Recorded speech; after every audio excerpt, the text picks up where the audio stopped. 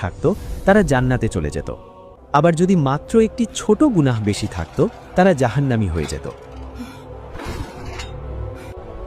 এই যে সমান সমান অবস্থা, এটা তাদের ফেলে দিয়েছে এক মহাবিপদে। আল্লাহ তাআলা তাদের তাৎক্ষণিকভাবে জান্নাতও দেবেন না, আবার জাহান্নামেও দেবেন না।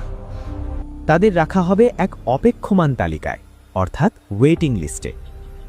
আর এই অপেক্ষাটা 10 মিনিট বা 1 ঘন্টার জন্য নয়। মুফাসসিরিনদের মতে এই অপেক্ষা হতে পারে যুগের পর যুগ, যা তাদের কাছে মনে হবে 1000 বছরের চেয়েও দীর্ঘ। কিন্তু আপনি কি জানেন এই দীর্ঘ সময়ে তাদের সাথে আসলে কি ঘটবে? জান্নাতের এত কাছে থেকেও কেন তারা সেখানে ঢুকতে পারবে না, আর শেষ পর্যন্ত কিভাবে তাদের ফয়সালা হবে? সেই সময় তাদের মানসিক অবস্থা কেমন হবে? চলুন সেই রোমহর্ষক ঘটনার গভীরে প্রবেশ করি। বিচার দিবসের সেই চূড়ান্ত প্রহর।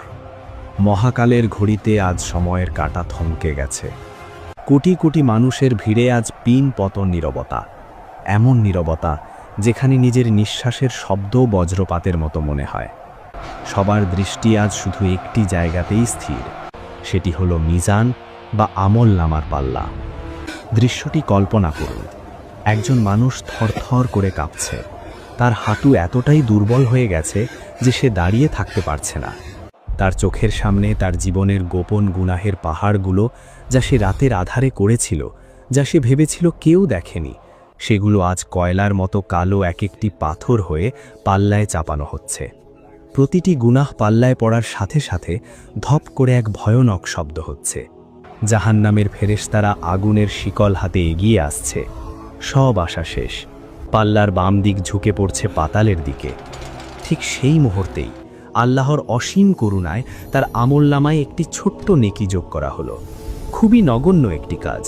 হয়তো কোনো এক তপ্ত দুপুরে সে একটি তৃষ্ণার্ত কুকুরকে পানি খাইয়েছিল, কিংবা মায়ের মুখের দিকে তাকিয়ে মমতার সাথে একটু হেসেছিল।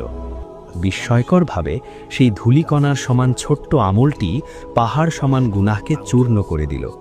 নেকির পাল্লা ভারী হয়ে মাটি স্পর্শ করল। আসমান থেকে ঘোষণা এলো, এ জান্নাতি।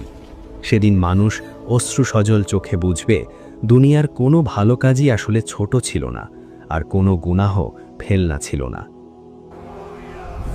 এরপর এলো সেই ভয়ঙ্কর মুহূর্ত, পুলসিরাত। জাহান্নামের পিঠের ওপর দিয়ে বিছানো এক সরু সুতো, চুলের চেয়েও চিকন, তরবারির চেয়েও ধারালো। নিচে দাউ দাউ করে জ্বলছে কালো আগুন, যার হুঙ্কারে কলিজা ছেড়ে যাচ্ছে। আগুনের জিহ্বাগুলো লক লক করে উপরে উঠে আসছে, শিকার